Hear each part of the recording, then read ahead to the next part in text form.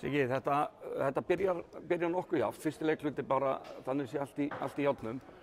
En þú veist, hvað það sem breytir sér? Það nefnilega frábær spurning og virkaði alveg eins og allir væri að bara fylgja þess við ætlum að gera, en svo eitthvað, bara urðu eitthvað aðeins svona einhver misvitandi skilaboð greinilega, því að þeir svona boltinn gekk hræðilega hjá okkur, hann gekk ekki neitt og menn fóru að skjóta allt og snemma og hitt enginn. Og í liði eins og okkar þá verður að taka góð skot og þá virkar skytturinn hjá okkur, en þurfum að taka slæmar ákvarðanir þá virkar þetta ekkert, þú vorum bara lélegir. Já, og ykkar plan, hvernig var gameplanið? Hvernig ætluðu það að vinna Valsmenn í kvöld? Ég ætla ekki að...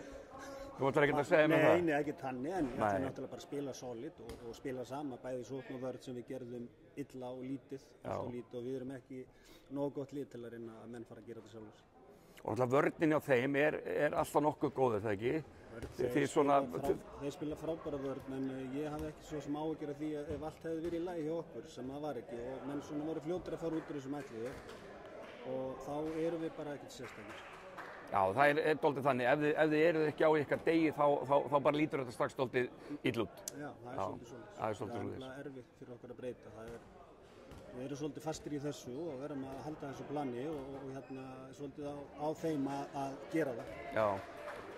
Ok, þannig að þá er bara þessi bikar búinn, einn leikur eftir í deild og ég þarf væntanlega ekkert að spyrja því ætlið ykkur náttúrulega að klára það og komast inn í þessu úrslitakeppni.